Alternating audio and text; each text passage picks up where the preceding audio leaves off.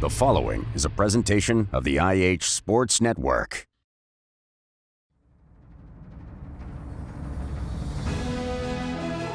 High school football is on the air. The Oneida Indians, the Scott Highlanders, with Tim Smith, Rick Keaton, and their entire broadcast teams. This is Tennessee's most complete high school football coverage. Sponsored by Twin K, South Fork Physical Therapy, First National Bank, El Rey, Lumber King, Ray's Axe, Danny's Drugs, TNT Car Wash, Tommy's Motorsports, and Mountain People's Health Councils. Produced by the IH Sports Network, Friday Night Football begins now.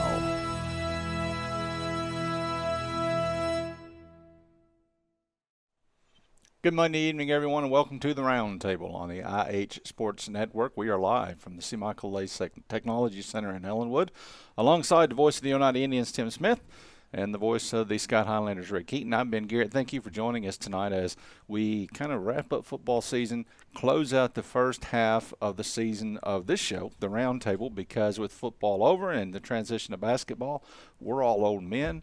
And I'll speak for myself and Rick. I won't speak for you, Tim. No, you can speak for me. We're old men, and we need a break. And I think I speak for all of us on that point. It has been, for the last 2.5 months, it's been at least 2 nights a week, sometimes 3, 4 nights a week for Greg last week. So it's been a busy time. So, but what we're going to do tonight, we're going to finish getting set for basketball season. Rusty Aiden's going to be here in a little while. We're going to talk to our scholar athletes as we always do.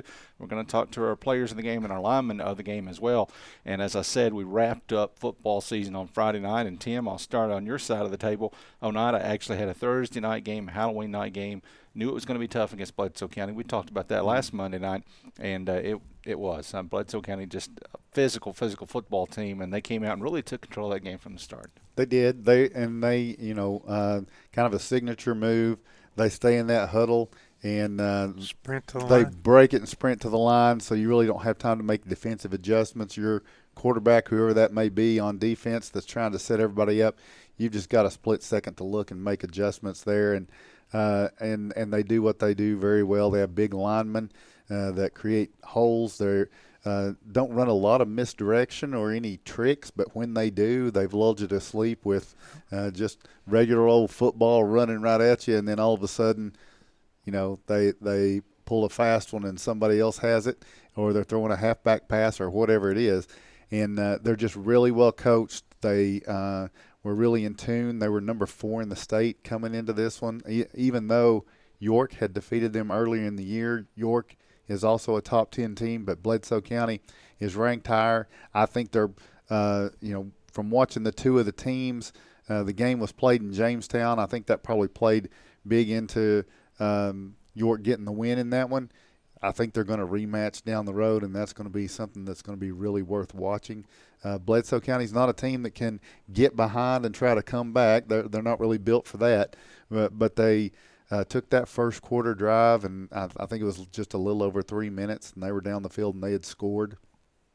The Indian defense was able to find some answers and slow them down, but I think you put it in the paper pretty well. It was over when they scored that touchdown that put them ahead 17-0.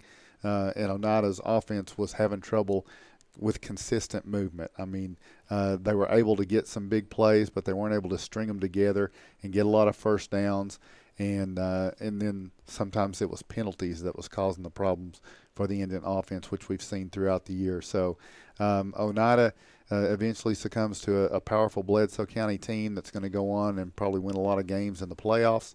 And the Indians, Coach Jimmy May talking about it after it's over, he just hated it for the seniors and wanted everybody to remember all that they had done for the program. And they kind of were taking a lap around the field there at the end during his interview, and you could tell he was emotional as he watched them do that, knowing that he had done that and other players at Oneida had done that for the last time they were doing that. But it was a good fight from the Indians, but Bledsoe County was the stronger team.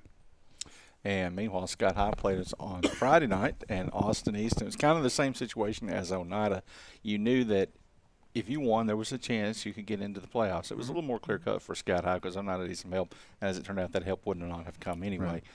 But and same situation. We hoped that Scott High would be competitive, but you sit back and you think about it, and the parts you're not going to say out loud. On the Oneida side, we're not going to talk about Bledsoe's physicality out loud. On the Scott High side, we're not going to talk about Austin East's speed out loud. Austin East, new coach this year, they brought, and I think if you go back to the first of the season and the preseason preview, I said there was no doubt in my mind they were going to be a much more disciplined football team this year. They were much more fundamentally sound. I felt like Austin East than a year ago did a lot more with a lot less playmakers. I think you're right on that, Ben. Coach Stan Stevens has a real proven record. As a matter of fact, his first stint as an Austin East coach, he won a state championship with him over there. I mean, so I think you'll see discipline installed back in that program, and they'll just continue to get better because he'll develop his players. They'll find what uniquely fits them. The Highlanders, we got to a point that we thought, hey, we put up a lot of points. We talked about it in pregame. We've been averaging 26. If we put up 27 points, could we win the game? Well, ultimately, we would have been very close if we could have done that. But once again, the offense had trouble against a pretty skilled defense for Austin East. They were big on that front four. They put a lot of pressure on you just with the front four like it. And when the old expression, when you shoot your own foot, you're not helping your effort to try to win a ball game. So, our very first possession, we had an interception. It gave Austin East a really good field position on the positive side of the field for them, and they got a touchdown. We couldn't do much. We punted, I think. Austin East got the ball back. We held them. We got the ball back, except, we muffed the punt and gave them field position at our own 11-yard line. One play or maybe two plays, they got a touchdown. They're up 14-0. Then later in the first half, we have a bad snap trying to punt out of the end zone. So it's a safety, 16-0 at that point. The Highlanders did get a touchdown in the second quarter, 16-7. I'm thinking, this is not bad. We get the cobwebs out of our head. We get in the dressing room. We regroup a little bit. We let the coaches decide what to do with the game plan in the second half. And we also commented, with all those mistakes in the first half, where we were prepared to play. Well, we came back out and we thought the second half might be a better example of that. And it probably was, just a little better in terms of athlete that Austin East has. And I don't want to talk about penalties, but, when you talk about between the two teams, 28 penalties in the game. For us, that was over 100 penalty yards. Just about the time you get something going, there's a penalty, or maybe two or three. It seemed like there was a stretch, must have gone 12 plays. There was a penalty flag thrown against one team or the other, and it's hard to find rhythm. If you're an offensive team, you're wanting to get into some rhythm. Quick passes outside, run here, run there, another pass or two. But we couldn't find the rhythm, and with the offense not being able to move the ball, long drives down the field and get into the end zone, it's going to be a long ball game. I'm still not sure if we played them again and could regroup a little bit that we might make it a closer ball game. By rights, as Woody said somewhere last night, by rights, we gave them the two first half touchdowns and that safety. We probably should have led 7-0 at halftime. Our defense played well enough. Rose to the occasion, and certainly played well enough that if we can find a way to score, it would have been a very close game, I feel. Coach Bill Hall told me just a little while ago, said that Stanton Stevens, Austin East coach, told him that they prepared more for Scott High than any other team on their schedule this year, and it looked like it. They were very prepared, and they played well against Scott High. So football season is over. We're not quite done with football. We're going to talk to some football players as we go through tonight. We've got William Hill here. We've got Colton Searcy here. We've got Lucas Bowles here, and we've got Caleb Bell here. And we'll talk to all of them as we continue tonight. But first, on the other side of this break, we're going to talk to our scholar athletes from both Scott High and Oneida as the roundtable continues.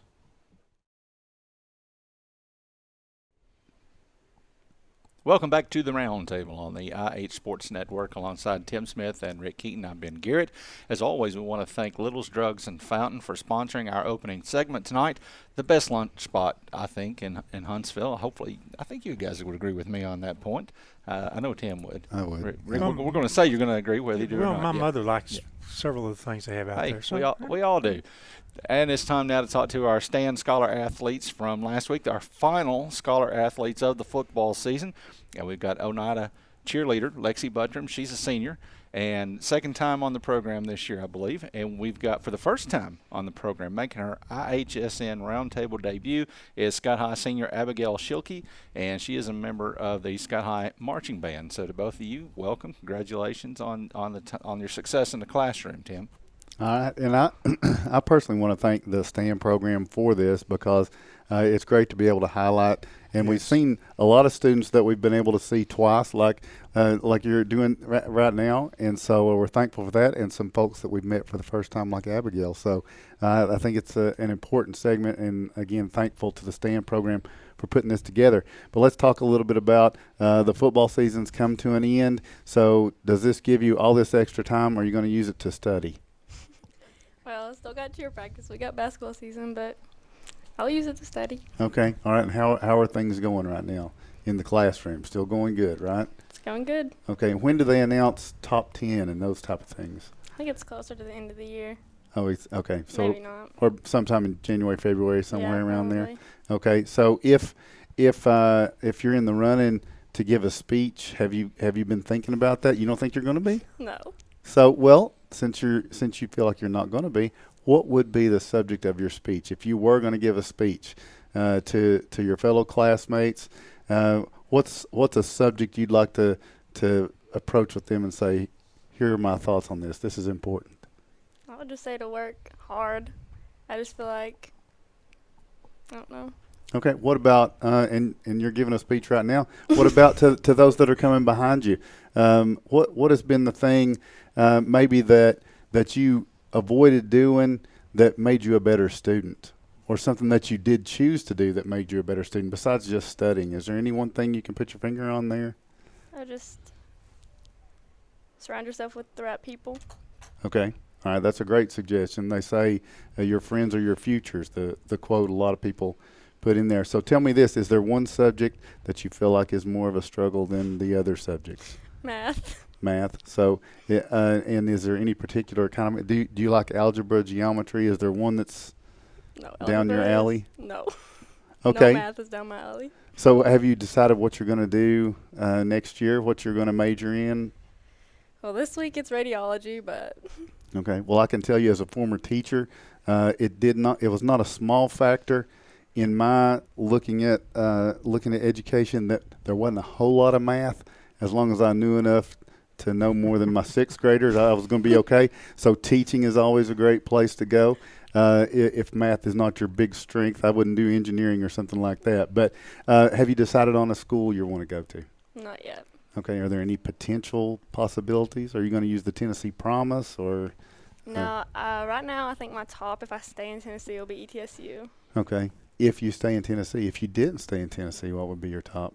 I was looking at Charleston. College of Charleston? Mm-hmm. Okay. What do you like about that? I just think, I don't know, I just liked it. So do you like the idea of getting out there where you're on your own and you're having to make it on your own, and because that's a long way, right? Yeah. I mean, is that a little bit scary? It's very scary. Yeah. But sometimes you got to challenge yourself. But it'd be fun, I think. So it sounds like you're really leaning that way. Yeah, I mean, she just said it'll be fun as if it's going to be the choice. I don't know if it's going to be the choice. If it was ETSU, why ETSU? What about it? Because it's closer to home. Okay. So that's what it's got. ETSU's got the more comfortable. Charleston's the challenge. Am I up to that challenge? Yeah. Right? So if you went to the College of Charleston, how many times would you come in through the semester? Probably just breaks. Just come in Thanksgiving, have some turkey, and go back? Yeah. But if you're at ETSU? Every other weekend, more. every weekend. Yeah. If I wanted to. Yep, that happened. I know. I've been there. So, so now, are there any extracurriculars you're thinking about participating in as you continue on, whether it's ETSU or College of Charleston? I haven't really thought about any now. Okay, ETSU. What's their mascot? don't East know. Tennessee State I don't know. Buccaneers. That's oh, correct. wait, I didn't know that, actually. Yeah. Okay. What's College of Charleston? Also don't know. I don't know. Do y'all know College of Charleston? Nope. I've heard of them. Yeah. Anyone? Guess not. All right. Well, we'll find out. I think Greg is finding out right now. Greg's trying to find. He's on the job right now. We'll find out. But what about Tanner? A lot of people don't know that you have a twin that is a senior as well. Tanner plays football. Mm-hmm. What about Tanner? What's he thinking about doing? Well, I think right now his plan is to go to LMU and be a nurse. Okay. All right. That's a great choice. Mm-hmm. LMU, they're the rail splitters. Yeah. That's what's important to remember there. All right. What is there anything else? Anybody you want to shout out or give a thanks to for helping you along? Who's a teacher that really kind of got your attention and got you interested enough to be a good student? Probably either Mr. Foltz or Miss Smithers. Okay. What about elementary, middle school? Any teachers down there that were a big influence? Middle school, I went to Birchfield, and I would have to say my 8th grade math teacher, Miss Carson. Okay. And then Miss Ayers for elementary school. Okay. All right. It's always good to give the teachers a shout out. Greg, did we get the Cougars? Coastal Carolina Cougars. All right. Okay. Yeah, I'll sort of remember that. Abigail, thanks for being on here. It's your first time. Scholar athlete. Do you know your GPA? I think 3.95. 3.95. Would you be in the running top 10? I don't think so. All those others had that 4.22 and stuff like that. You're also a member of the band, senior member. How many years have you participated in the band? 2 years. 2 years? Mm-hmm. What brought you to the band? Is that just you needed to pick up maybe music as one of your subjects in school? My mother did color guard in high school. Have you enjoyed the band experience? Mm-hmm. Can I ask? We've never asked anybody this question. What's Dr. Hoffman like? Oh, he's amazing. There you go.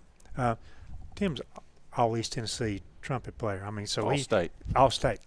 Not Abigail. I was not so he knows band. We usually turn this over to him when it comes to band.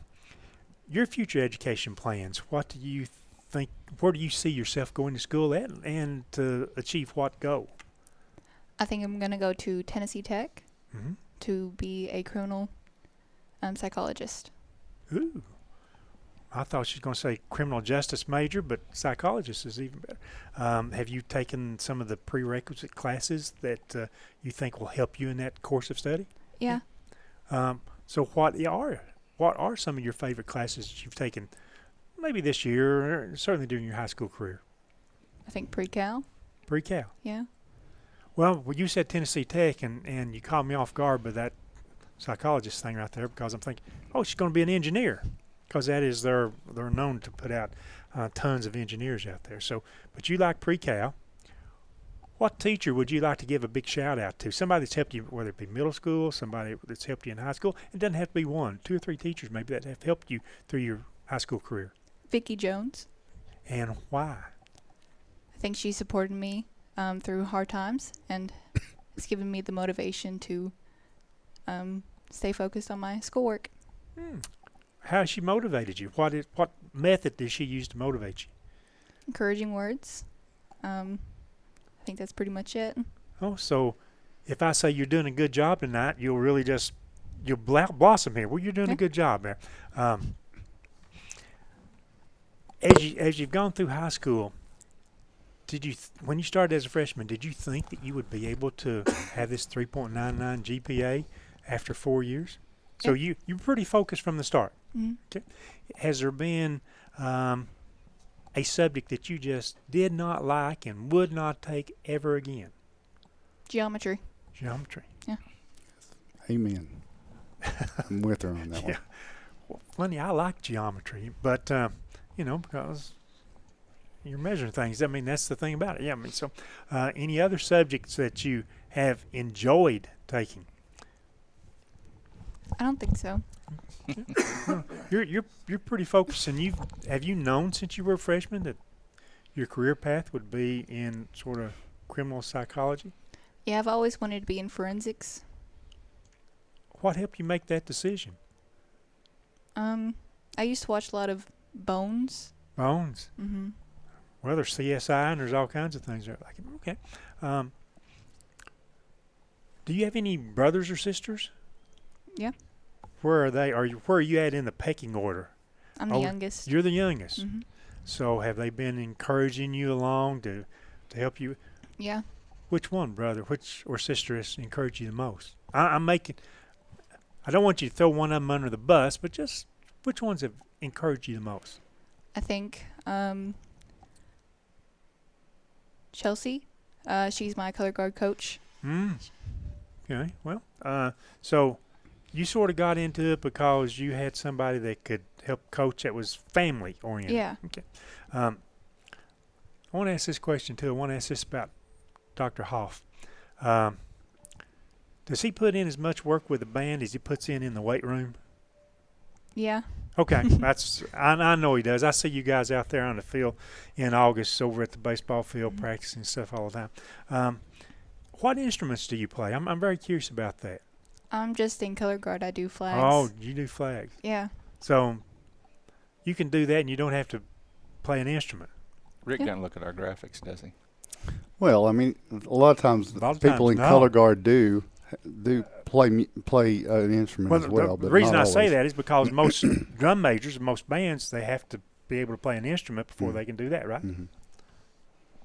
Sorry, Ben? carry on. See, Ben, I knew that. Do you want to?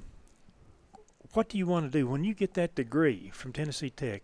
What do you want to do? Where do you want to go? What field? I know what the degree is. What field do you really want to do? Forensics, psychology, which? Psychology. Psychology? Mm-hmm. Where do you think that role will take you? Do you think it'll take you to Knoxville, Nashville, Chattanooga, Atlanta to get the job in the field of your choice? Maybe Nashville. Maybe Nashville? Mm-hmm. Okay. So have you thought that far ahead yet? Or you're just waiting to see how you settle in? Mm-hmm. Do you have any of your other classmates that you're close to, that you're good friends with, that's going to go to Tech also? Yeah. So it won't be, if you've got others around you, it won't be just like going to Charleston all by your lonesome. You'll have other people there as a support unit. Okay. Who are, I'm getting real personal now, aren't I? Who are a couple of friends that you lean on to help, not only with your academics, but, as you've enjoyed the band this year? I think Scarlett Wells, she's my drum major. Yep. And someone named Makai, she's already at Tech. Okay, so you've got somebody that's going to be there to show you the ropes when you get there. Yeah. Yeah. Anybody in the family that you want to throw a shout out to right now? That's whether it be brothers or sisters. We talked about your sister, but anybody else in the family you want to throw a shout out that's been there to encourage you through this high school and now starting your college journey? I think definitely my parents. Yeah. You want to throw their names out? Pamela and Richard. Pamela and Richard, very good. If they're watching this, they're going to say, why'd she pause on that? Well, I wish you the best of luck in the field that you've chosen to do that. Also, the extracurricular that you've done with the band, being in the flag corps, it's all part of that. And I've got to say, one of the guys said it last night, is either H or Wood. I want to say it was Wood. Is that Scott High Band may not have as many as say the Austin East Band did, but we put on a pretty good show. One other question: what genre of music do you like? I like any. Any music, Any and okay. all. Okay. Well, are you going to one day want to come back and do you think your path will ever take you toward teaching, or you come back to be a teacher? Maybe one day. Maybe one day. Okay, very good. Abigail, thank you very much, and congratulations on being a scholar athlete. So you're going to be a psychologist, Abigail, and I kind of feel like that down the road there's probably room for an IHSN staff psychologist. We need one. We need one now. It's not down the road. We need H one and now. Mark and John L. and all the characters we got. You probably don't know those guys. but Hopefully man. it's not a criminal psychologist. No.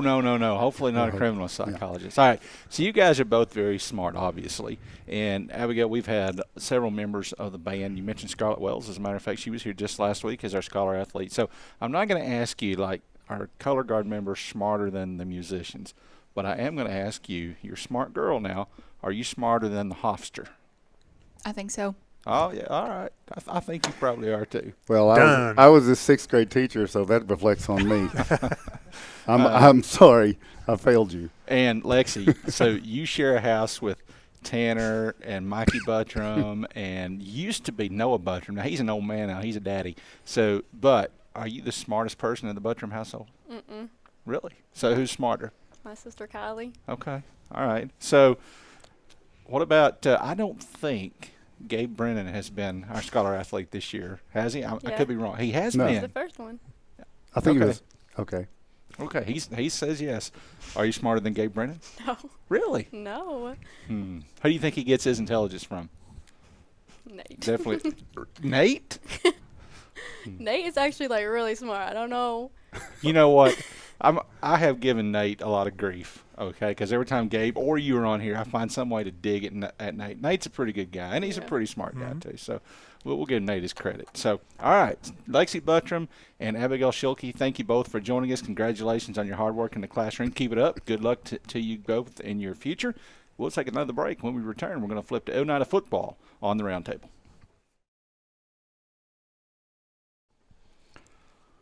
Welcome back to the Roundtable on the IH Sports Network. Tim Smith, Rick Keaton, I'm Ben Garrett, and now we're joined by our superlatives from the Oneida Bledsoe County game on Thursday night. We've got William Hill with us. He is a sophomore. He is a defensive back and had a bunch of tackles, had 3 passes broken up in that game. We've also got Colton Searcy, who is a junior, and he is a lineman, of course, because he is our Trophy Masters lineman of the game. I don't think I mentioned him that William was our first National Bank player of the game on Thursday night. That's right. So I'm going to start with Colton, though. Colton's a junior, and William is a sophomore. So Colton, this year the Oneida line, it's been a work in progress. It's changed almost on a weekly basis. You secured a place in there, and it seemed to get better as the weeks went along, and especially these last 3 weeks. I think a lot of times people don't understand Cole Meredith. He had the improvement, but he credited in the last 2 weeks when he was here the improvement to the line doing a better job. How do you feel like the Indians developed across the year with the line? Why do you think it improved? I feel like at first we were doing pretty good, then we lost a couple people, and then we got to a point where we had to put in other people that didn't get to play, including me. This is my first year, and it was a rough start for sure. And then we got to a point where we got the plays down and got the chemistry back together, and we were just able to open up holes and get that pass protection that we need. What position did you go into at first? Left guard. Left guard. Did you stay at left guard the rest of the year, or did you move some? I got switched around with left guard and right guard, but most of the time I stayed with left guard. Is there a big difference between the two when you're playing it? Not really, other than pulling to the left is a lot more awkward than pulling to the right. Okay. All right. And what about the people you faced? I know Bledsoe County, they had some big old guys. And throughout the year, on average, the person you lined up across from, were they usually bigger than you or smaller than you? They were much bigger than me most of the time. Some of them about the same size, but York and Bledsoe, they were just way bigger than me and way stronger. Did you find anything that was successful in dealing with somebody that's bigger and stronger? Was there a move or a thing you could do that would help you out? Just getting low and driving your feet and just making sure they don't swim around you or spin move around you is about it, keeping them close. Yeah. What do you feel like was the best performance you had this year as a lineman? What game do you feel like you walked away from like, yeah, I really did pretty good right there? Believe it or not, I think it was Bledsoe. I feel like I tried my hardest. I really wanted that win. They're a smash mouth team. They just run it right up the middle and hope for a busted play, and they got it, but I feel like I did play the best. So if everybody had stayed healthy, you might not have been getting a lot of playing time this year on the line. But as it turns out, now you've gotten all these games under your belt. It's really going to help you when you go in next year as a junior, right? Yeah, it will help a lot. I have more experience, and I know how to take care of the bigger dudes that are in front of me and how to get by them and how to block them and everything like that. Okay, and size-wise, are you going to do anything in the off-season, like family-wise? Are you projected? Do you think you're going to get a lot bigger or quite a bit bigger or taller, or what about that? I hope I get a little bit taller. I mean, I hope my growing's not stunted yet. Okay. Yeah. Do you eat a lot? Yeah, I do eat a lot. Yeah. Okay. Well, that's a good start, right? So, are there traditionally taller guys in your family? No. Okay. All right. So you just have to eat a lot and hope, right? Yeah. Okay, Colton. All right, William. William, you're kind of here on what, and you had a great night with the 7 tackles and the passes, defense, and everything. But really, on the season, if we had an award for special teams, you and your brother Waylon, William and Waylon Hill, you guys seem like you were everywhere all the time, and I just want to know how do you do that? I mean, how is it that you just have a sense to get wherever the kickoff returner or the punt returner is and be the first guy there? I don't know. I kind of just ran as hard as I could, try to find the ball. If somebody, I just thought if I didn't get him, nobody else would, so I was going to get him first. So you feel like it's make or break if it's that you're gonna. Now, and Ben called you a defensive back, which is kind of, I think your technical term that I see Bo write down is rover. Is that right? Yeah, that's right. Yeah. So what does that mean? What's a rover? It's kind of like an outside linebacker, but against Bledsoe County, Polk County, Tellico, I played on the line, so kind of like DN. Yeah. So and you were on the line when you got there was 2 Hello Darlings dished out Friday night, and you got one of them. Do you remember where that would have been when you? Yeah, I was on the right side on the end, and I just came off the edge, and nobody blocked me, so I just went for the quarterback. He didn't see you coming, I don't think, did he? No, he was turned the other way. How close were you to getting that ball out? I mean, it was close. If I was there just a couple, earlier, I would have got it, but. I mean, it was a great effort, and I mean, it was a big hit. It was a clean hit, nicely done. But and then talk a little bit. But you played some receiver too this year. You've been in action in offense. So do you have a preference? I mean, the majority of your time has been special teams and defense, but you've seen some time at receiver. Do you like one over the other? I mean, I'd rather play defense. Honestly, I like getting tackles and being able to hit and stuff like that. But I love offense too. I want to get touchdowns and stuff like that, so I think that'd be fun. Is that, as I asked Colton, was there a time this year when you felt like, man, I just really had a really good game? Was there one that you're really most proud of because you had to overcome, maybe an offensive player that was really a tough get? I think I had a pretty good game against maybe Polk County. Mm-hmm.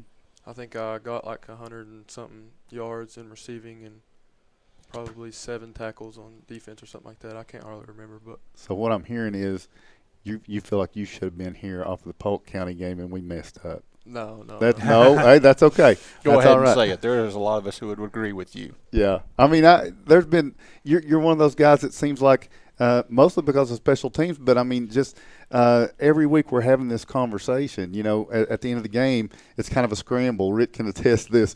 But, we got to name a player of the game, and we start going through who did what. And, I mean, your name comes up a lot in that situation. So consistency. Yeah. As a sophomore, do you feel any weight of expectations for people? When you go into your junior year, people are going to be like, man, let's see what William Hill has for us in his junior year. Does that feel like a weight of expectations, or does that not bother you? You're just going to – Yeah, it really don't bother me. I'm just going to play like I always do, just keep up the good work and, hopefully lift, get a lot bigger, and get better at playing.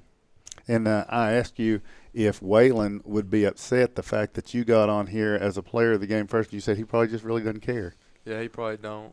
He's just not that type of guy. He probably just, keep living his life like he always does. He's not seeking the glory. He just does his thing. Yeah, he kind of just does his thing. I mean, I'm sure he'd like to be on here, but he's going to have his day, isn't he? Yeah, he'll probably be on here one day. Yeah, you guys are coming a long way. So I'm going to turn back to Colton real quick. Colton, junior year, you saw the seniors. I saw the seniors Friday night. After it was over, the finality set in.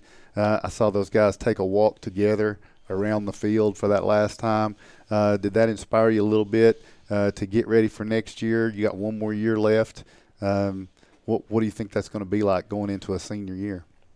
I feel like we're going to do pretty great, and it really inspired me to do better and do the things that they couldn't, and to get that win for them, because I know they were all pretty sad that the season ended so soon, and I just want to do the best for especially Cam Cash. He was pretty torn up about it, and he's a fellow lineman, and I just tried my best with him. He was on my right side all the time, and he just inspired me to do all these things and be better on the line. And so you may have already answered it. Is it Cam Cash that's been the most influence on you this year? Yeah, by far. Yeah. And who else has been a big influence for you on the team this year? I think Brady Burke. He was always there for me when I started at Wartburg. I did not do the best, and he told me to keep my head high and to keep going and keep trucking at halftime, so I did. Yeah. All right. So what will be your goals going into next year? We don't know what the district's going to be yet. We know we're going to be AA, but do you have any goals already set for yourself as you go into 2025 to prepare and be ready for? I just want to be the best lineman on the team and to help out the team as much, open up holes, and keep the pass protection that no blockers or no rushers coming in or anything like that. So who's coming back next year that you're looking most forward to? Man, I can't wait till this guy gets back playing beside me. Jackson Cross, I feel like he's been out a while, and I missed him, and he was pretty good. And at Rockwood, he was doing pretty good till that happened. Yeah, he was dominant, wasn't he? Yeah, he was doing pretty good. So is his rehab coming along pretty good? Yeah, it's going pretty well. All right, that's good. William, what about as you finish the sophomore year? And it seems like we were just watching you I watched those middle school games Saturday. Didn't get to go, but that's where I first kind of learned about you and Waylon and a lot of the guys and Cole Meredith. In that championship game that y'all played. So, what are your goals going into your junior season now? I think we're losing a lot of seniors. Our receivers, I'll be the next person up, so I'll have to play a lot of receiver next year, and I'll be playing defense and stuff like that. So it'll be a lot of playing, and I just, hope to get a lot better and just, be a leader. How would you describe yourself as a receiver? Are you speedy? Are you a possession receiver? Are you good at running routes? What do you feel like is your strength? I really don't know, honestly. I guess I'm just pretty fast. Okay. I can't really run routes that good. I wouldn't think so. I need to work on it a lot, but I think probably speed. Feel like you can maybe be to me, I feel like you can maybe be like a safety valve. Even if you're covered, I feel like if I put it in your direction, I might have a chance you coming down just because your size going up. You're going to be bigger than a lot of the D-backs you play against, don't you think? Yeah, a lot of them are a lot smaller than me, so I think if they can just throw it up, I can go get it. Yeah. What about goals for next year? What's something you think the Oneida Indians will do better next year? I don't know. I think in the weight room we got to get a lot bigger, and we'll be a lot better next year. I feel like this year we thought we were a lot better than we was, and then we just got our heads down and we couldn't catch back up. And I'm going to let these guys ask a question, but I want to ask this. Y'all play some music before the game sometimes. Is there any chance they're going to work Lukenbach, Texas into the pregame, and do you know why they should? I have no clue. Oh, wow. It's I know where I've been dying to ask that question of William. And that's a Willie Nelson, Waylon Jennings song, Lukenbach, Texas, Willie and Waylon and the boys. Yeah. I think that should be in the pregame rotation. That'd be cool. I'd like to hear that. We need to work on that. Why are you looking at me like that? Well, I've been thinking the whole time about that. I want to ask you guys something quick. I know the season's just over with, but if all things stay as they are and players come back as projected, who are some of the Oneida players that we'll see as the most valuable player, we'll see as the lineman of the game? Who do you think some of these guys are that will be taking a big step forward that can make a transition to help your ball team next year? I think Brylan Strunk, he's going to be a pretty good one. He's a sophomore next year, and he done pretty good this year. He had some trouble, here and there, but he's a freshman. He's learning. He's new. He got, just brought in there, and it was a rough start, but he got to the point where he was blocking good, and at TK he done pretty good at reaching and everything like that at the start of the season he could hardly do, But I think Brylan's going to be a good one, and I think William's actually going to be a good one next year. I have a feeling that he's going to be a good route runner. As he said, he's going to be practicing. Waylon's going to be pretty good. People like that. Yeah. Who do you think, William? We got a couple stepping up. We got Ruger West, AJ Harper. They're going to have to step up and hit the weight room and get a lot better for our defense and offense. Like you said, Brylan Strunk, he'll get a lot better. He's just a freshman, so I think he has a lot of room of working. And once he hits the weight room, he'll do a lot better.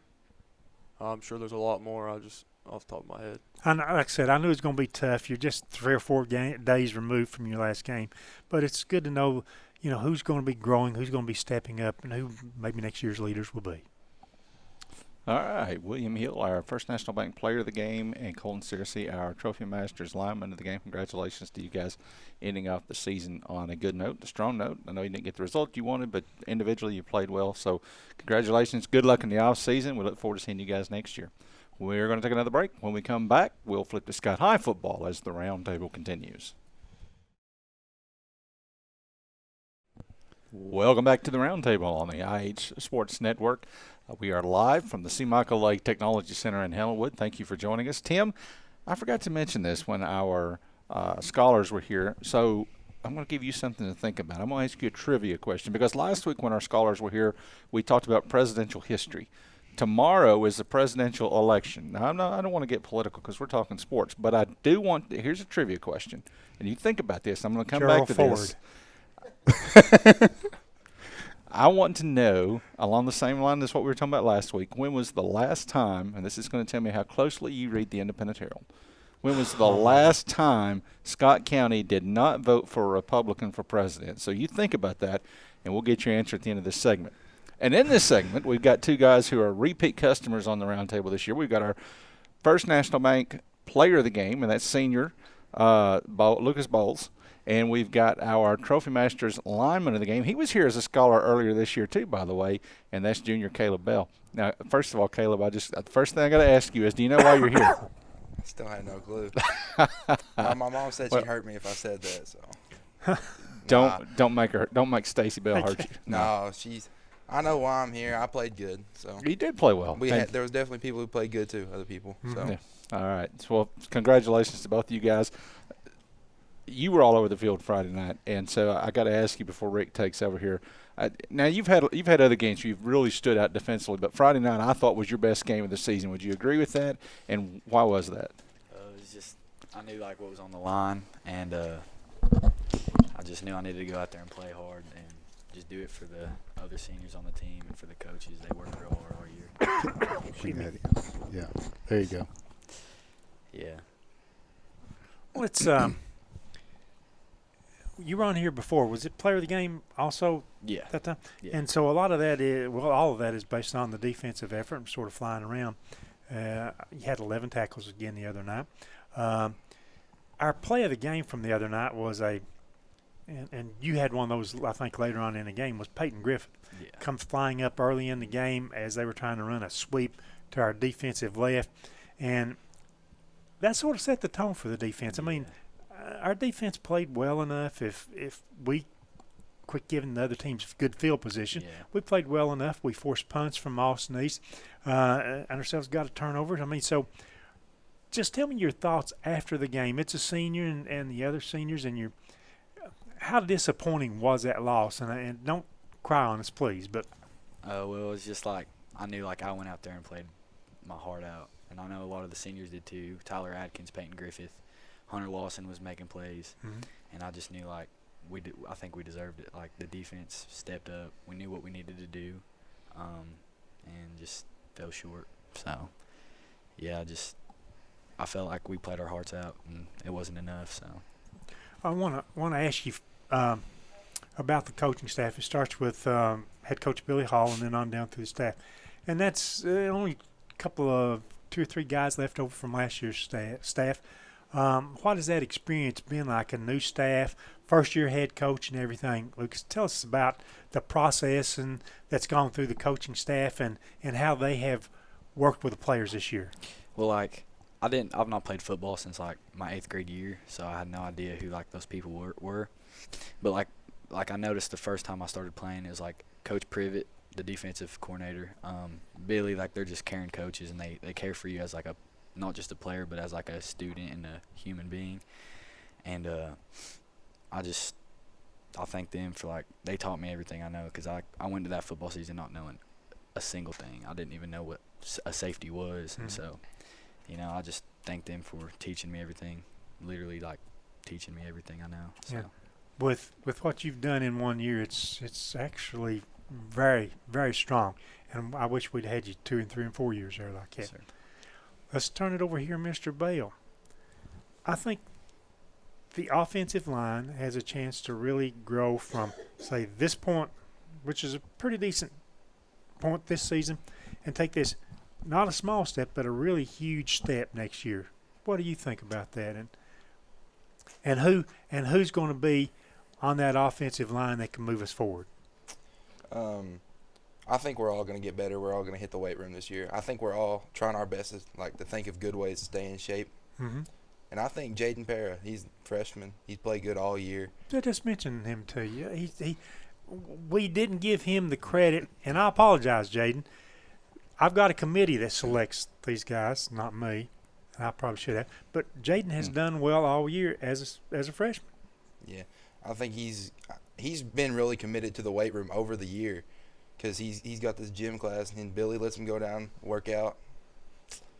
I think he's going to really hit it hard this offseason. He might end up being stronger than half of us. I mean, I think Jaden's going to end up being real good next year, take a large step. Right. Mention Coach Privet. Coach Privet is the, I guess, official weight coach of the team. He worked you guys real hard back over the winter and going into the spring. What did you get out of all that extra effort that you put in the weight room? I mean, it kept me in shape. We ran right before every one of the days we did, and he did not let you stop at all. You stopped. I don't remember exactly what it was that he had you do, but if you stopped, you were in trouble. And I walked in there one day and I thought, I'm overdressed for this. He must keep the weight room at about 90 degrees in there. Yeah. I mean, you work and you sweat in there, guys, and that was most impressive. So you think that is an area that if everybody buys into it, we will be the proverbial bigger, stronger, faster team next year? Yeah. What do you see us doing next year? Can Coach Billy Hall, can he get more offense in place because the line's going to be better? You guys want to know. You guys will know what the expectations are. Can the offense get better? Can, as you said, Jaden, can he take a step forward? How about Gage Privet? Can he take a step forward? Tell me about some of those things, some of those players, and what we can expect next year from them individually. There's not much to say individually. I think everybody's going to take a huge step next year. And the players who don't really need to take a step, I think they're going to take a step too. I think everybody's going to take a huge step. Everybody has to get the improvement, right? Yeah. Lucas, did you miss out on an opportunity of maybe did you want to play on offense and didn't really just get that opportunity this year? Well, I was the starting running back for like the whole summer and then 2 of the scrimmages. And then I just couldn't get the offense plays down, so I got moved, which I'm not mad about it. I like the defense. I liked hitting them. So I've gathered that over the course of the season that you preferred defense a lot better. If you could have played defensively, if you could have played any other position on defense, what would it have been other than the linebacker that you typically are? The end. The end? I wanted to try it out. I know I'm like not the bigger type, but I feel like I'm speed quick. Off the edge. Yeah, I feel like I'm quick enough to. Because they had me playing overhang a lot Friday night, and I was making plays off that. So I would have liked to try D end out. Was Austin East, were they any stronger than we were on the defensive line or offensive line? I mean, I don't think that they were. They just little luck went their way. Were they bigger, stronger than we were? No, I think they just hit us hard coming down. Like, they just came downhill faster than we did, and we wasn't expecting it. I think they just come off the ball faster than what we thought they would, what they looked like they could do. Would you guys like to go back and play that game again this week? Have another opportunity? Yeah. Yeah. What would be the 1 or 2 things that we would want to do differently to be successful this week? Have to block better. Have to get better. Have to make more holes for Desmond to run through. Desmond scored for the second time, and we went back and watched that play, and the blocking was terrible. We don't know how he got in. It was just like little mistakes too, like special teams plays, shooting ourselves in the foot, and just like he said, like the blocking wasn't the greatest. Defensively, I mean, like I said, I really don't think.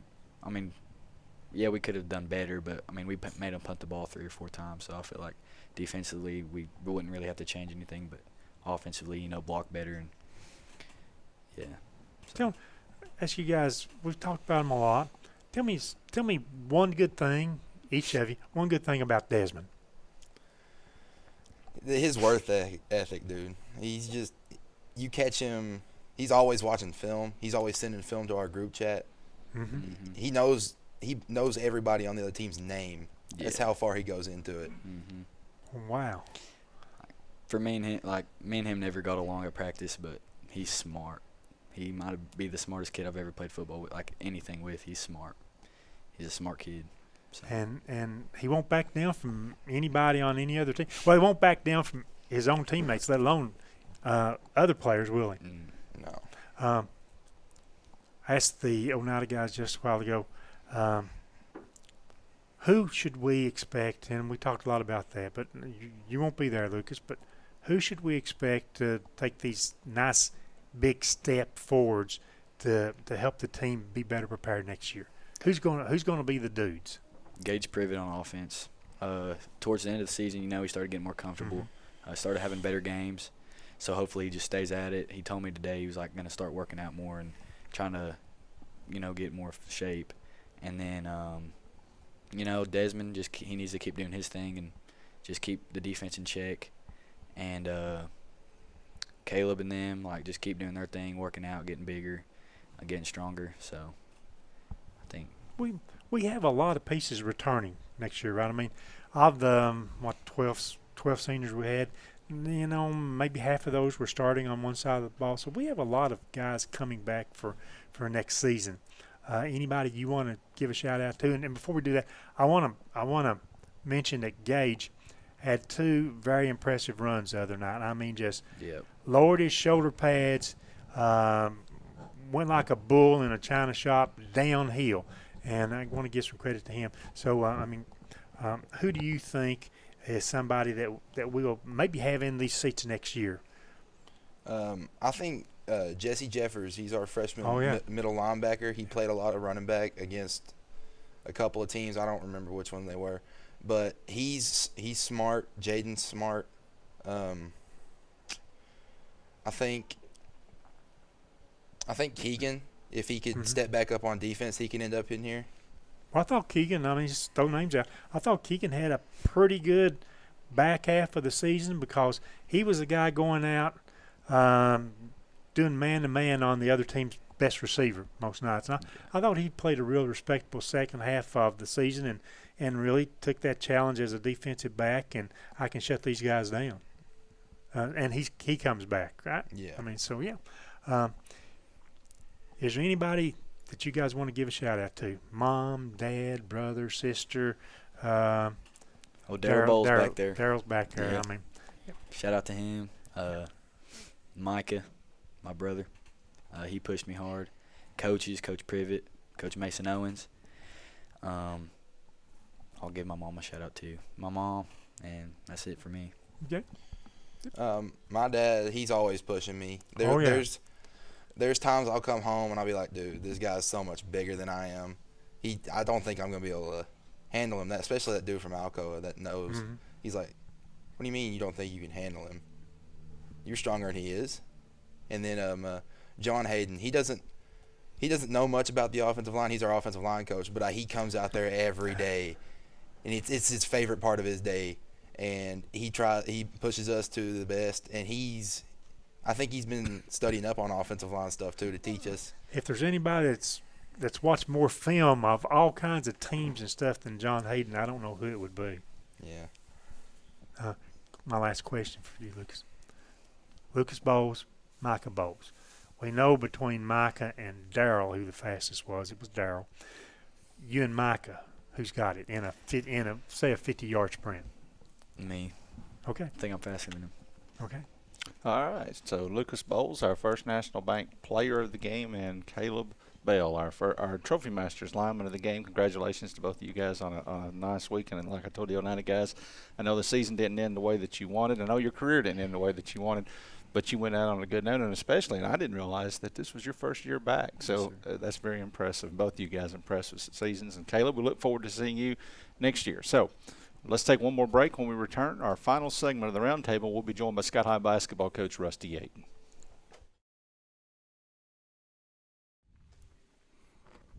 Our final segment of the roundtable, and Tim, as we get into our final segment, let's revisit that. Has absolutely nothing to do with sports trivia question that I asked, and that was kind of a throwback to last week with our scholar athletes when we got into presidential politics.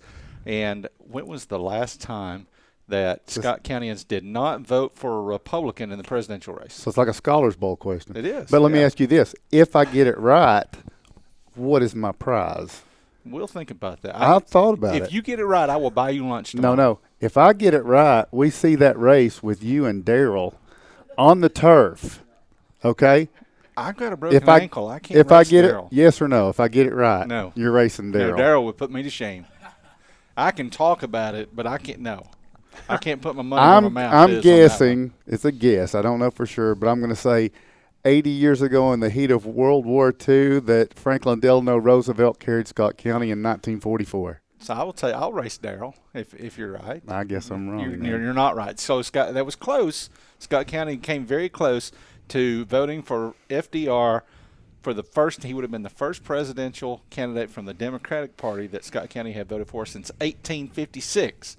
However, they did not. They supported his Republican opponent, and the last time Scott County did not vote for a Republican in the presidential race was in 1920 when Teddy Roosevelt left the Republican Party and ran as the Progressive Party candidate. I should have just said Roosevelt, and you'd had to race him. So you were halfway there. Too much information. You were halfway there.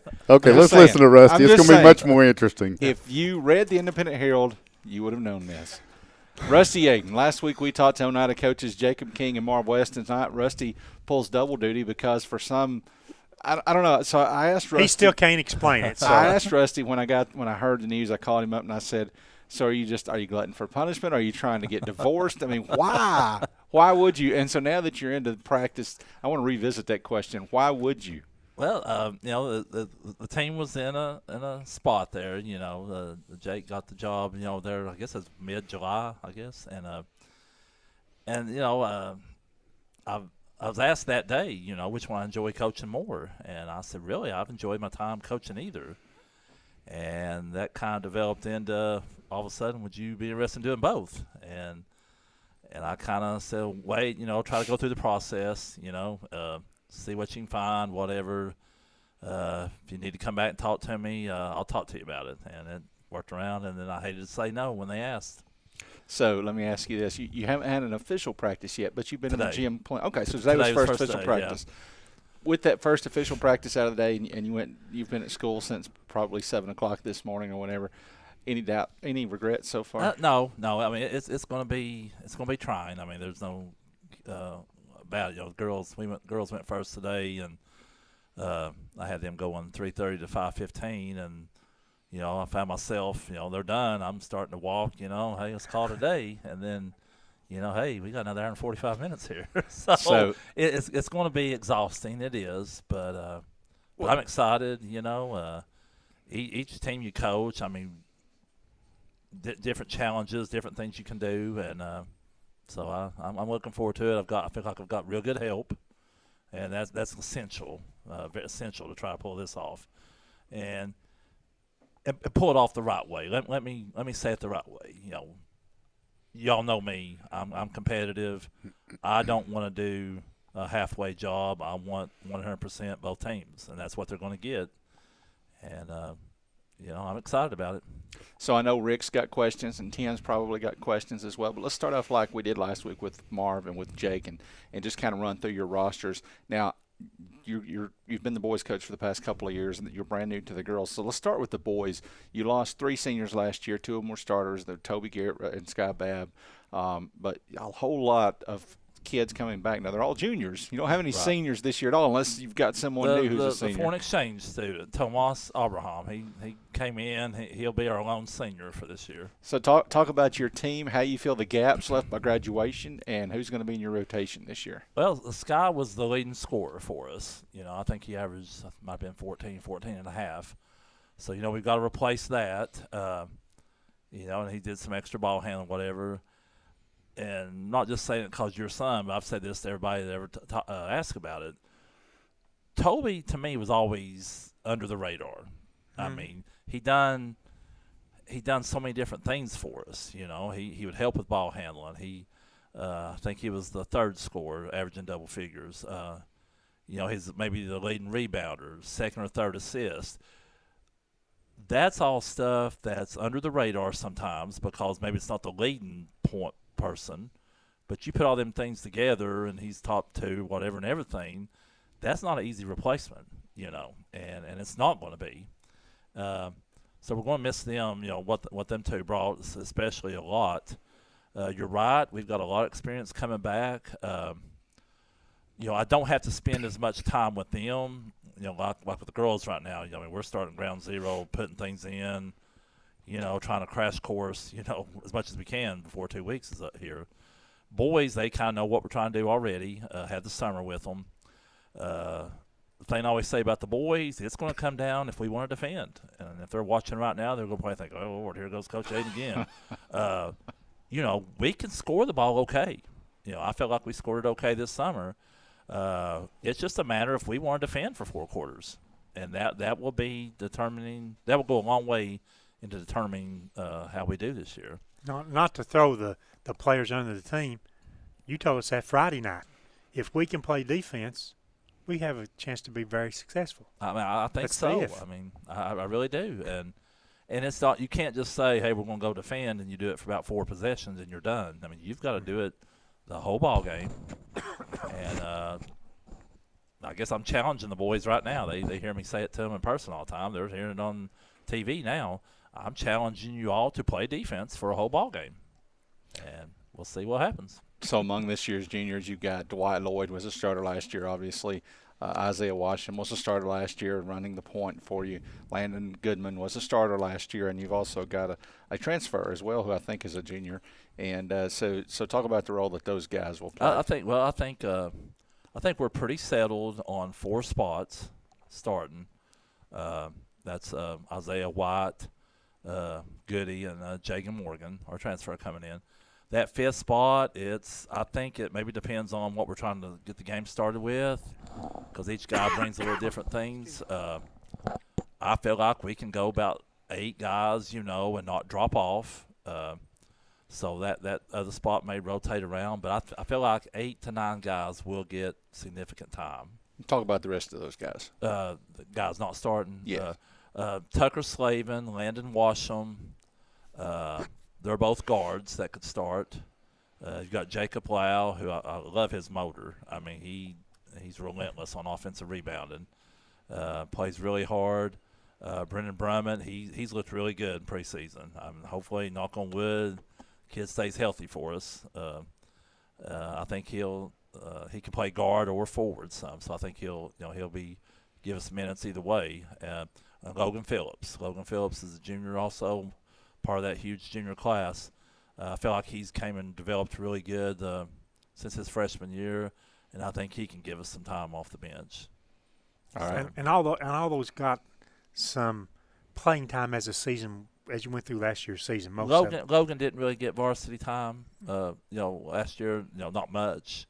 The other guys kind of did, on a rotation basis. Tucker probably not as much as Landon at the guard spot. And these guys have got experience. A lot of them's played a lot of JV games. I've been around me long enough to know that I play as many JV games as you can find. And you just have to do that to develop. And, you see too many coaches around, they don't do that. And it really hurts your development if you don't play a lot of JV. Now, last week, a question that Tim asked Marv and Jake was, remove yourself from the equation, and then how do you see the district turning out? So do that. Remove yourself from the equation, and how do you see the district turning out? I think it's a complete toss-up. I really do. Anderson County and Clinton are always, I think, going to be there in the hunt. One, for the sole reason why, their enrollment's almost double everybody else's. Mm-hmm. Well, Gibbs is up there, pretty high enrollment, along with, having good players. I mean, honestly, I think it's as wide open as a district that I've ever been a part of. And that kind of goes back to me hammering on the defense. You know, who's going to win them gritty games, you know, when you need some stops down the end. And, you know, hopefully we play to our capabilities, I think, and hopefully we're right there in the hunt. But, you know, I can't really pick one. I mean, Union County develops returns 2 of their top 3. They had a real good 3-person guys there last year, and they returned 2 of them. Everybody returned some players, lost some players. So hopefully we'll just play with energy and see how it goes. You go back to last season, a game that in all the years that I've sat and watched basketball as a fan, I've never felt physically sick after a game. Now, as a coach, you probably feel physically sick after a lot of games. But the Anderson County game in the tournament, and that's because I had a kid on the team, so I was a little more invested than I would have ordinarily have been as a fan.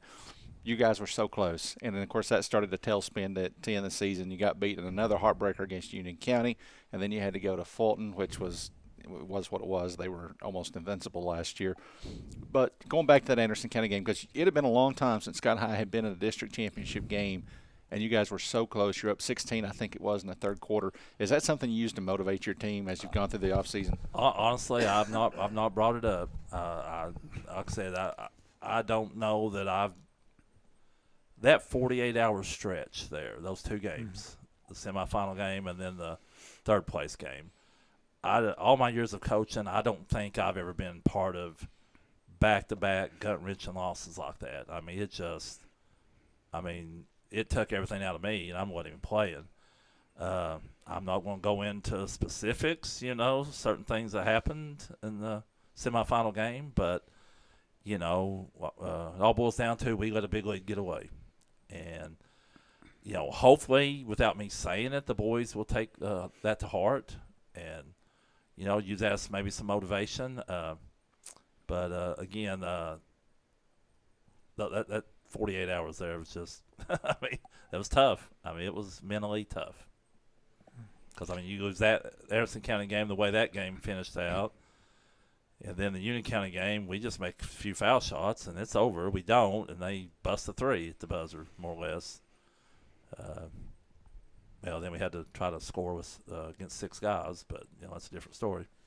So. Yeah, that was really – that wasn't even a heartbreaker. That was a roof falling in type event that happened like that. But, it couldn't have worked out any better as far as getting to have that district tournament in your gym with our crowd that, I'll tell you, I'll match our basketball fans and crowd up home and away with about anybody else in the district. Maybe the leader. I know the atmosphere of the Anderson County game was really, really good. That win or lose, that had to be a good game for fans.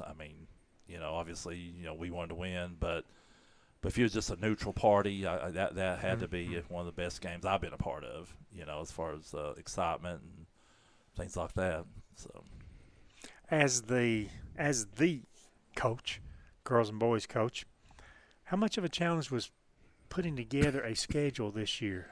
You got the district games; those are set, but finding other opponents and to get home and home series with them. Well, luckily, on the boys' side, I had mine completely done. We were done on ours. Needed one little thing there at Hall of Fame, but we were essentially done on the boys.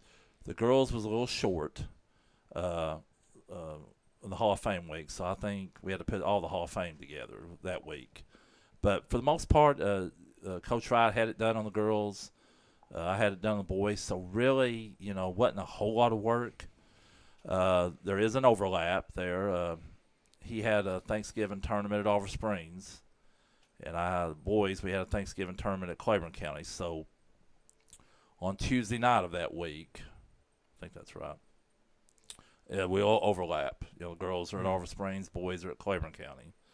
So, I'll send the girls' assistants with the girls, and me and Coach Boshears will go with the boys that night. But it worked out good. The holiday tournaments, the boys was in a pre-Christmas tournament. The girls was in after Christmas. So really, very fortunate there that it wasn't too much work. Before I forget, I really want to give a big shout out to Renee. Yes. I mean, you were, if memory serves me right, we talked about after you named the girls coach, you said, well, we were on vacation. You'd gone someplace on vacation and just waiting on the interviews and everything to happen here to be the girls coach there. So certainly when you get back, I mean, how was that a big blow right in the forehead? Hey, will you do it? I knew there's a possibility they'd be talking to me, because we left, and I told them, I said, me and Renee's leaving to fly out to Denver. Our son lives out in Denver, so we was going to go spend a week there before school started.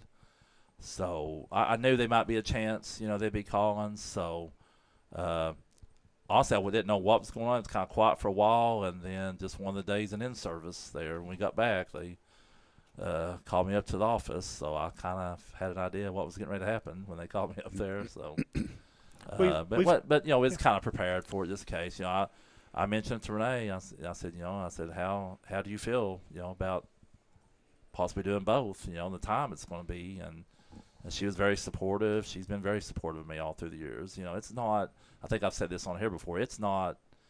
It can't be easy being a coach's wife. It just can't. The time you spend now, that's the time times two now. Mm-hmm. So I appreciate her and putting up with me and allowing me to try to do this. Indeed. Questions, Tim, before we transition to girls. We're going to have to talk about the girls team. Well, I know one of the things I've always heard, and I guess you've done both, so you'll know if it's true, but I think there was always the axiom that to play well, girls have to feel good, and to feel good, boys have to play well. Is that a true thing that you've noticed, or would you say it's? I've never thought of it. Look at it that way. That maybe. That's something I hadn't thought about, Tim. So I want credit if that turns out working. Okay. So yeah, what is going to be and Ben and I had talked about this. To me, one of the things, because you're a very intense coach, no matter what it is. If you have a very intense girls game, goes to overtime, and you've really worked those officials really good, and then you go into the boys game, and does that, they're already maybe right. That's going to be a huge challenge. It is, and for all the jokes and stuff that people say, I feel like I've mellowed out the last few years. You have definitely mellowed out. I have my moments. You're a teddy bear now. I have to save it up and pick my spots because the energy is not as much there in old age. But that's something I've got to be aware of. Very cautious about, and so that's a challenge. And I've told many people the other big challenge is going to be after a game. If it's a good intense game, and you're fortunate enough to pull that out, you're on a high along with the team for a while. You're on a high, you feel really good. Then on the flip side of that, if we lose a close game or lose a game in general anyway, I second guess everything I do for hours after the game. Okay, I can't do that stuff anymore. I've got to somehow flush that first game, and let's move on to the boys' game. You got 10 minutes to change your thought process, and that's going to be a challenge. It is, because I feel like I put everything I got into a game most of the time, and that's going to be tough. All right, Rusty, let's flip to the girls. And the girls is a little bit different in that you're not as familiar with them. Obviously, you've been there. You've been in the building with them and all that, but you've not been coaching them. And I feel like, now this is just me, and this is an outsider's perspective from someone that doesn't really know certainly doesn't know anything about coaching, probably doesn't know much about basketball at all.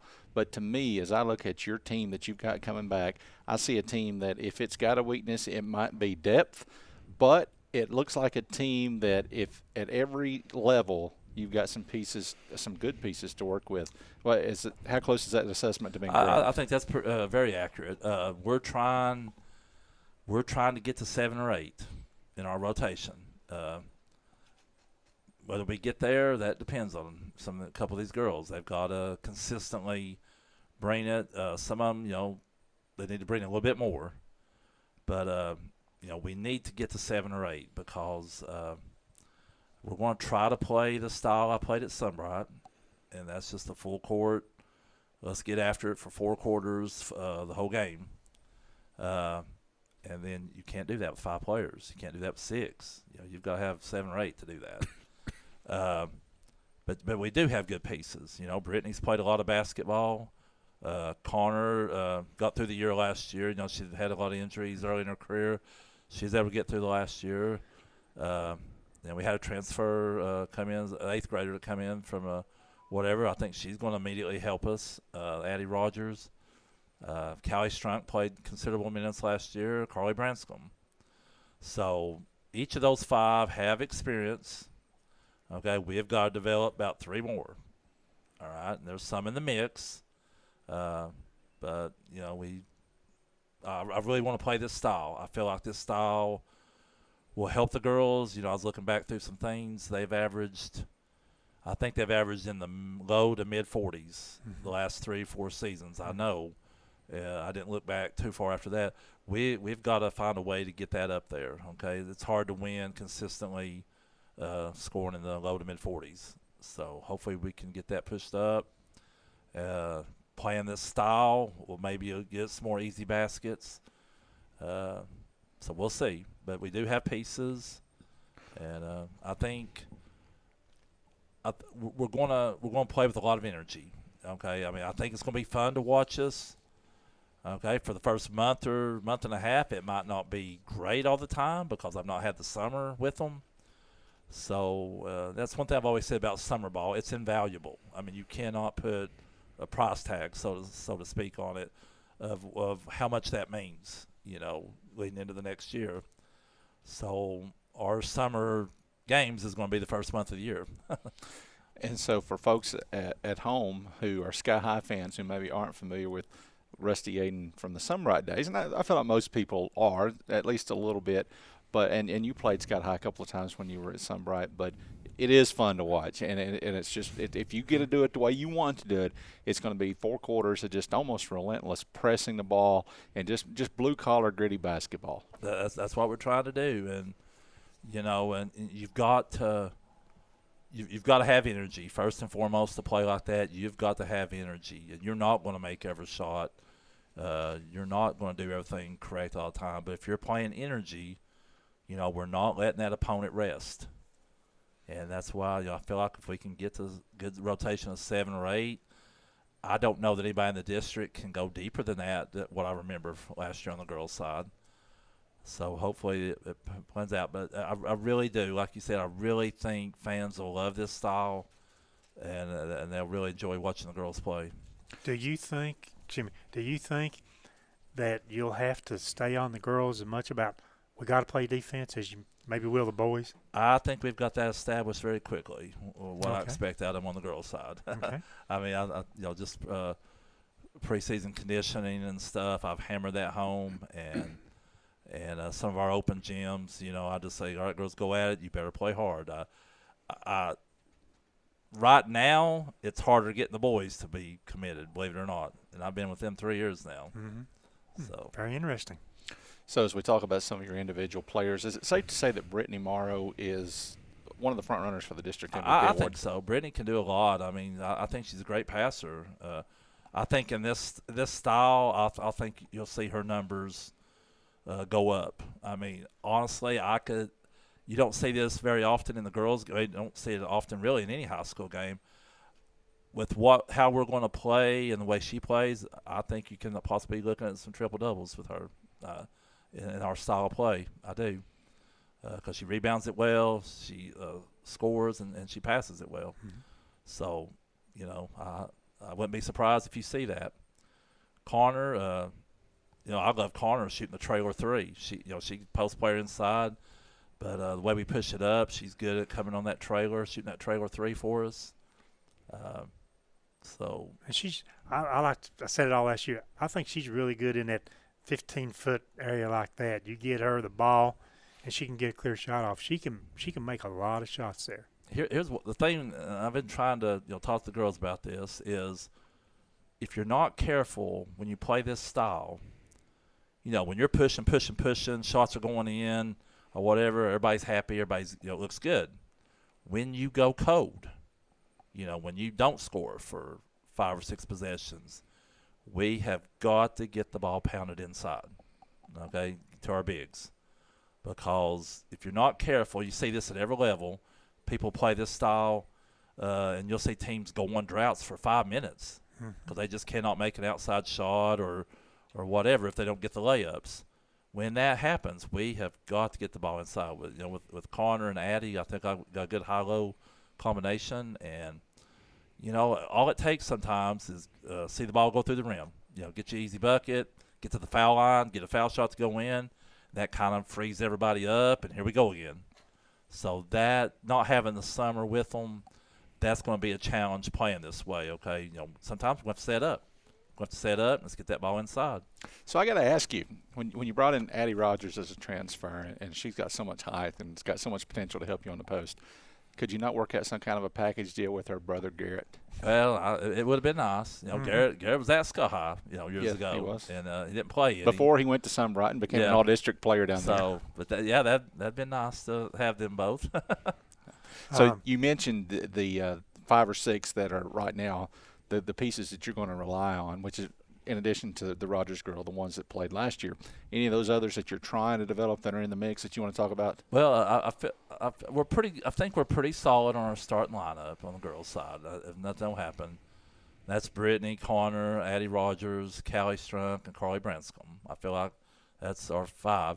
Leah Jeffers, she's looking like right now she's our number 6. Maya Sharp, another freshman coming in. Been real impressed with her, the energy she brings. She'll be in the rotation. And then we got to get a little bit deeper right there. Okay, I'll say we're at 7 right now. Autumn Bowen could have minutes. Autumn can take spells where she shoots it as good as anybody. So I think she's in the mix. Morgan Hooks is in the mix. So that's kind of where we're at on possibilities of our rotation right now, and hopefully we can get another 1 or 2 developed. You mentioned statistics a while ago. One of the numbers that I look at, foul shots. Last year, we weren't good, we weren't terrible, but we could be a lot better when we get to the foul line. Yeah, when you get there, they're called free for a reason. You got to make them. And so many games, teams at the end of the game, somebody wins by 3 or 4, and you go back and you look, it's either the team that got there more or the team that had the best percentage that wins that game. And, you look at all the different plays in the game, and so many times it's foul shots. And I'll say this, foul shots and game management, something else we're going to hammer home to the girls is end of quarter game management, okay? We're almost at halftime. If we're up 8 and we've got the ball with 30 seconds left and before halftime, the worst thing that should happen is we're up 8 at halftime. Okay, not taking a shot and with 15 seconds left and giving the other team a chance to come back. You see it at every level. Teams don't take that last shot and they give up a 3 at the buzzer. And it's just like the momentum swings. And I've said this, I probably said this every time I've been on here with you all. If you do things right, sometimes you can get 6 points without the other team touching it. You got that last possession of a quarter, and then you got the first possession of the next quarter. That's 2 opportunities that a team don't have a chance to score. Kind of same concept in football. Scoring right before halftime in football, then getting the kickoff. So things like that. We got to be good at that. And that stuff. Usually I work in the summer, and so we've got to spend a lot of time on that stuff. I've got a logistical question, and however you want to do this, the girls' post game. Do you want us to mic you up during the pregame of the boys so that you can just have like the ESPN setup where you have the earpiece and he's interviewing you there, or do you want to come up at halftime of the boys and interview about the girls' game? Or I hadn't even thought about that one, Tim.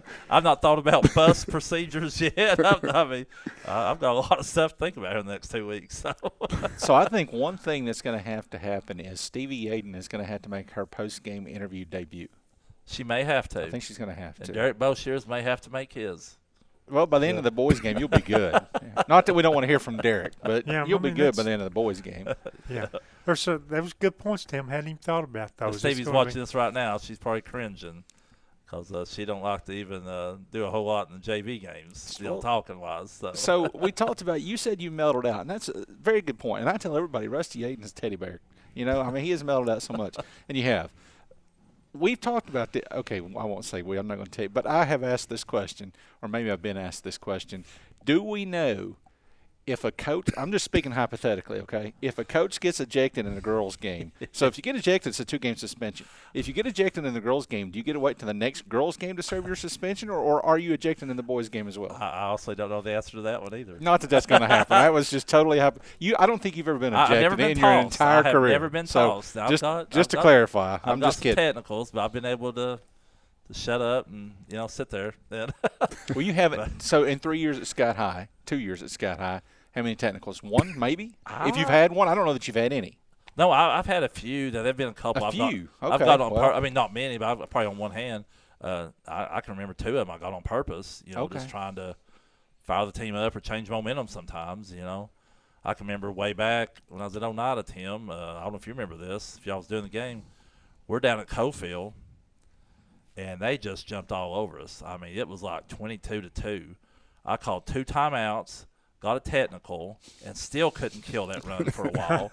And somehow or another, it finally stopped, and we come back and won that game in overtime. I don't know if you remember that game. Yep. But, yeah, sometimes I'll get one on purpose, just try to change momentum or something. There's a new rule this year. Don't know that I'm going to explain it right.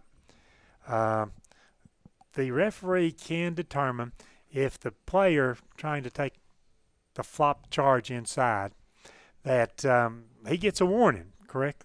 And the second one, it's a technical foul on the team, not the coach, not the player, but it goes to the team. I think so. I think that's right. For flopping, you mean? Well, you got the flopping, and then you got the head bob. I call it the head bob. That is the craze going around, team dribbling and, somebody's guarding him, whatever, and then that head will bob back like he's just been shot out there sometimes. And there's a couple guys that specifically come to mind that we play that do that. But I mean, there's 12 rule changes, and that's the one I'm thinking of, that if the referees do not so good a job of interpreting that, I mean, you get the one warning, and then after that it can be technical after technical. Yeah, and they're supposed to, be, addressing that head bob and stuff too. I mean, I don't know what you call it. I call it head bob, and throwing that head back. But. So let's ask you this before we let you go. And that is, like, you had a video that went viral last spring after Tennessee got eliminated from the NCAA tournament. You schooled NCAA referees on how to you remember that? The Zach Edey? Yeah. I remember it. So it worked. It worked because in the NBA. Well, that's a good point. I was going to ask if you've had any NCAA officials call you up and ask you for advice, but the NBA officials have obviously. They watched it. Yeah, because they fouled him out his first game. Right? Oh, really? Yeah, they did. He had 15 minutes. That was just a frustrating game. I mean, I probably over-exaggerated things a little, but I just felt like the guy never left the paint. So, well, I still have people who aren't even basketball fans, have never been to a Scott High game in their life, and they still will talk to me about that moment and that video. They loved it. When Wendy's first couple weeks, Wendy's came in, opened up there. I was Renee was in there, got us something. We were sitting there eating, and this guy kept looking at me, and I thought, well, something wrong or whatever. Then he finally comes over to me and says, "Are you the guy that did the video?" I said, "Yes, that was me." That's great. That was kind of funny. Had to get the family involved on that, so that's pretty funny. Well, Rusty, as I know you told us the other day that you were going to try to implement the old Sunbright style with your girls, and I'm looking forward to it because I think you've got several players that kind of embody that from a physicality standpoint, just an athleticism standpoint. Brittany Morrow and Callie Strunk and Leah Jeffers, and there's others. But those three, in my mind, stand out as they're kind of the prototype of the kids you had at Sunbright that really made that system work. I mean, you have to have that. You've got to buy in, and you've got to play with the energy to make it work. And I feel like that gives our team the best chance to win. I'll say this real quick and I'll get off, but people ask me my philosophies and stuff. That's my ideal way to play. But if you don't have the personnel to do it, you just can't do it. I feel like that suits this girls' team, so that's what we're going to try. All right, November the 19th, Tuesday night, your girls will be at Carter out in Strawberry Plains, and then on Thursday the 21st, both teams will be at home, the girls against South Doyle, the boys against York. That should be a good test. And you got a play day coming up this Saturday, right? We got a full day of games Saturday at the gym, a mixture of boys games and girls games. So us personally, we'll play 2 JV games and 2 varsity games on both. So there's 8 games that I'll be a part of on Saturday. All right. Take your energy drink with you. That's right. Scott High girls coach Rusty Aiden. Scott High boys coach Rusty Aiden as well. So. And thank you for joining us. Good luck this season. That's going to do it for us tonight. That's going to do it for us for this half of the 2024-2025 sports season. This is our last edition of the Roundtable until actually with the Roundtable it will be just after Christmas when we're back. Our game broadcasts will be back a little bit sooner than that. We will have Oneida and Wartburg from Oneida on November the 25th, Tim, and then we'll have Scott High versus Northview Academy on December the 2nd. That's a Monday night. That'll be our first Scott High broadcast. We've got more than 30 basketball broadcasts lined up, and so we look forward to seeing all of you as we go through the basketball season. So with that said, thank you to Tim Smith. Thank you to Rick Keaton. Thank you to Leetta Boyd, who I still haven't figured out what she does, but she's here every single Monday night. So when basketball season starts, let's put her up here and put her headset on her, and I'll take her spot. And also thank you to Greg Bond, who is always back there behind the scenes making things work. Thank you to the Scott County School System for the use of the facility here at the C. Michael A. Technology Center. Thank you to our sponsors. Thank you to all the football players, the cheerleaders, the band members, and everyone else who have been on with us during this first half of the season. And thank you also to you at home for watching. With that said, that's it for the Roundtable. Have a very good night.